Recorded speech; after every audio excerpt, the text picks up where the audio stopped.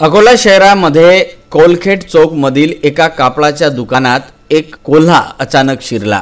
दुकानातील संचालक व दुकानामध्ये काम करणारी युवती भयभीत झाली। कोल्ह्याने त्यांच्या अंगावर हल्ला करण्याचा प्रयत्न केला, मात्र संचालक राजेश तायडे व दुकानातील युवती यांनी धावपळ करीत खुर्ची व टेबल कोल्ह्याकडे फेकले व आपला बचाव केला।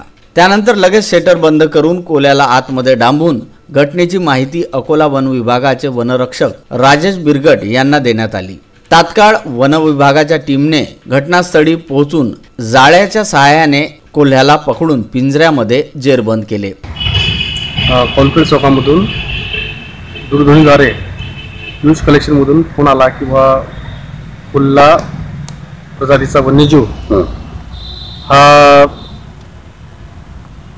आतमध्ये शिरला आणि आतमध्ये शिरल्यामुळे त्यांनी आम्हाला कॉल केला आणि मी तिथे जाऊन प्रथम पाहणी केला असता की खरोखरच तो कोल्हा हा वन्यजीव प्रजाती असल्यामुळे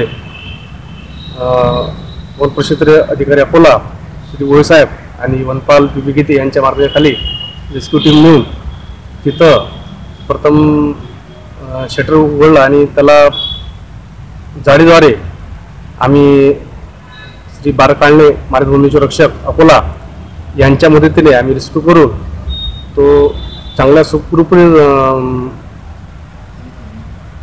सुखरूपपणाप्रमाणे त्याला आम्ही जाळ्यात अडकवलं आणि पिंजऱ्यामध्ये अडकून त्याला चांगल्या प्रकारे असल्यामुळे म्हणजे चांगला सुस्वास्थ्य असल्यामुळे त्याला जंगलामध्ये सोडण्यात आले। त्यानंतर पकडलेल्या कोल्ह्याला त्वरित पंजाबराव देशमुख कृषी विद्यापीठ मधील पशुवैद्यकीय डॉक्टरांकडे नेण्यात आले व त्याच्या शारीरिक वैद्यकीय तपासण्या केल्या व त्यानंतर त्याला जंगलामध्ये सुखरूप सोडण्यात आले। या संपूर्ण घटनेने कोलखेड भागात एकच खळबळ उडाली। Bureau report, Vidarbha news.